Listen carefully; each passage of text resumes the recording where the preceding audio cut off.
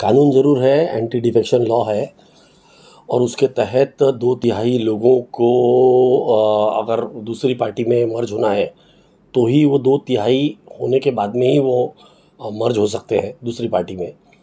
तो कानून ज़रूर है, बट इसमें सिर्फ कानून की बात करने से बात नहीं बनेगी। जो नेता है वो नेता आज जो पॉलिटिकल पार्टीज़ में जो नैतिकता है वो नैतिकता ख़त्म हो गई है।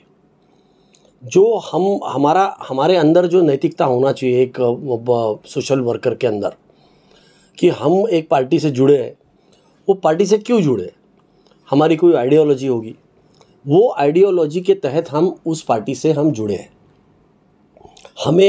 हम काम कर रहे हैं, वो काम के भरोसे पे हमारे को जनता वोट देती है।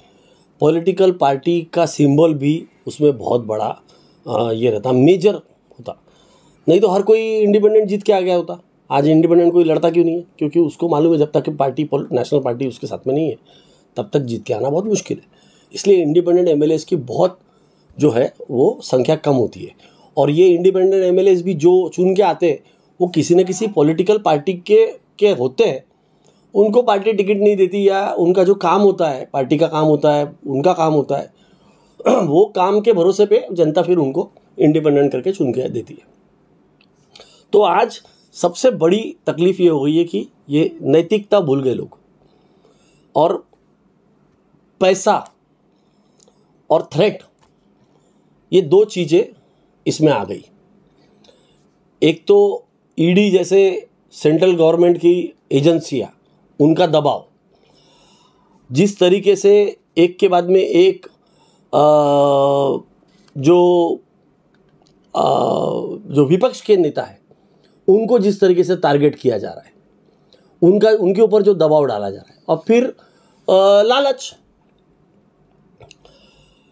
अगर माने नहीं तो ये तकलीफ, और मान गए तो हम तुमको ये देंगे, वो देंगे, ऐसा देंगे, वैसा देंगे।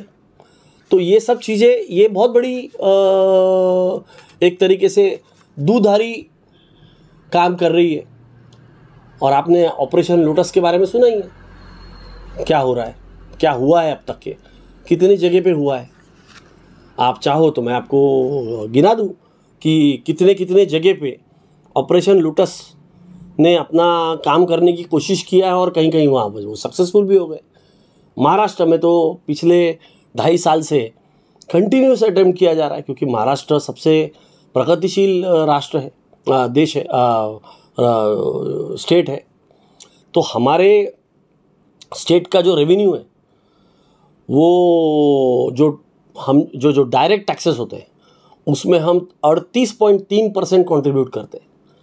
तो देश का एंटायर रेवेन्यू का 38.3% जो स्टेट कंट्रीब्यूट करता है, यानी 1/3 से ज़्यादा कंट्रीब्यूट करता है, वो स्टेट के ऊपर कब्जा, मुंबई फाइनेंशियल कैपिटल है, उसके ऊपर कब्जा तो चाहिए कैसे भी करके, चाहे वो कितने भी नीचे गिरना पड़े, कोई नैतिकता नहीं रहे, तो उसका ये असर दिख रहा है आपको।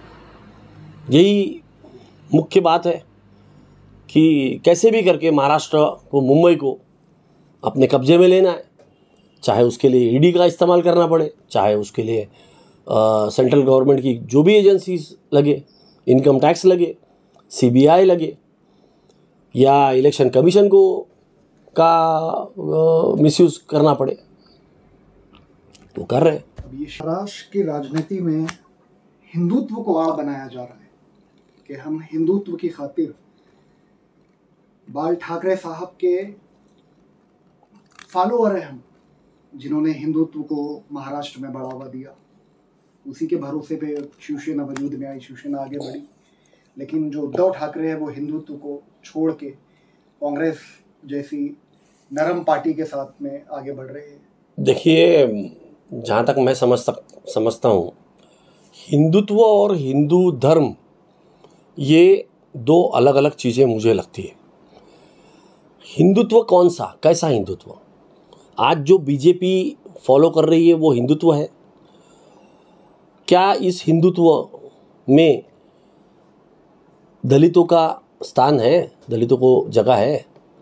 क्या इस हिंदुत्व में आदिवासियों को आपने जगह दिया है? क्या इस हिंदुत्व में ओबीसी पिछड़ी जातियों को आपने जगह अकोमोडेट किया है?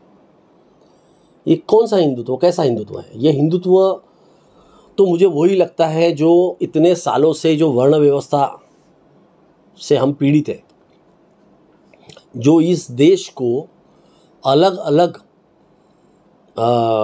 वर्णों में कुछ लोगों ने अपने स्वार्थ के लिए बांटा ताकि वो एक अपर उसमें रहे, हमेशा वो एक राजा बन के रहे, उनके हिसाब से सब चले और वो उनको काम नहीं करना पड़े, बाकी सब उनके लिए काम करें। तो एक वर्ण व्यवस्था के में जैसा समाज को बांटा गया, क्या वैसा ये हिंदुत्व है? क्या है हिंदुत्व?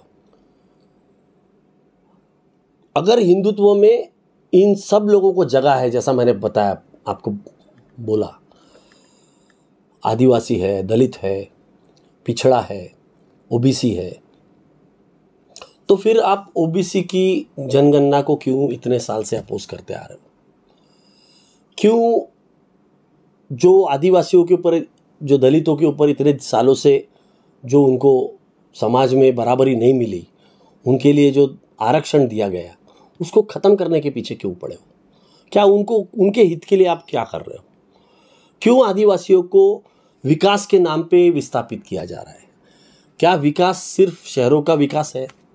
क्या एक गांधी जी ने जैसा बताया कि अंतिम व्यक्ति, अंतिम पंक्ति में खड़ा हुआ अंतिम व्यक्ति जो है, उसके ज़िंदगी में जो हम बदलाव, अच्छा बदलाव, उसके ज़िंदगी को अच्छा करने के लिए जो बदलाव किया जाता है, वो बदलाव ये विकास नहीं है?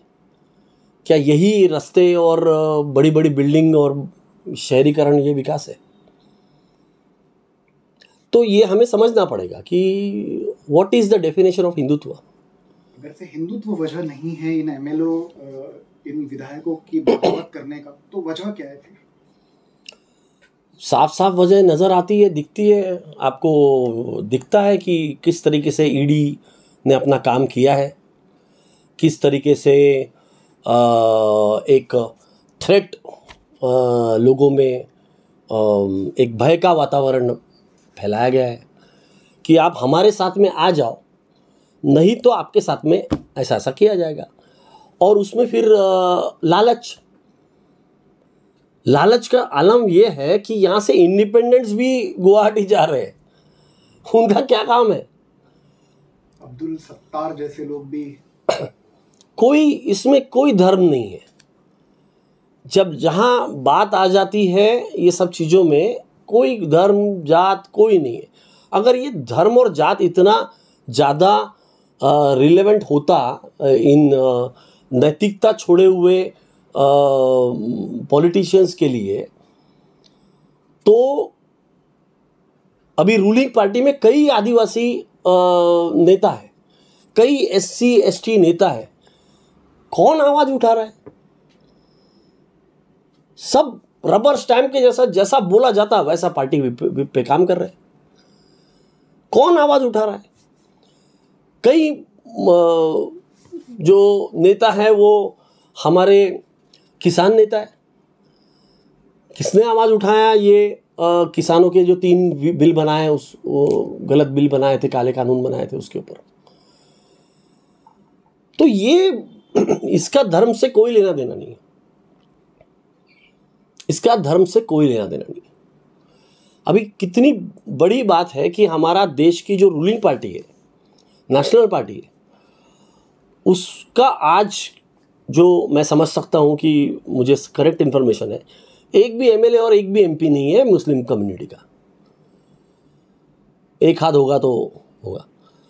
तो देश की 15% आबादी, 15% आबादी का रिप्रेजेंटेशन आपके पार्टी में है ही नहीं।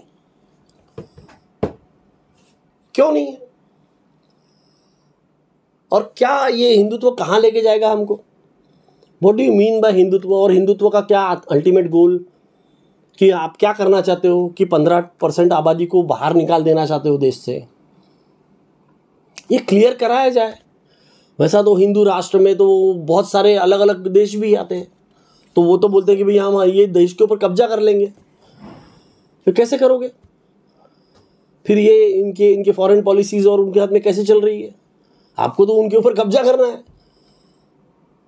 आप वो मैप देखिए, उसमें 15 तो देश ही होंगे हमारे इर्द गिर्द। क्या है उसका मतलब? तो मुझे तो समझ नहीं आता ये हिंदुत्व। मुझे एक हिंदू धर्म समझ में आता है जो कि अकोमोडेटिव है, जो कि सबको अपने अंदर समावेश करता है, वसुदेव कुटुंबकम की डेफिनेशन पे चलता है, और उसमें अलग अलग जातियां, अलग अलग धर्मों को साथ में लेके चलने का उसमें मैसेज है। ये मेरा हिंदू धर्म मुझे सिखाता है।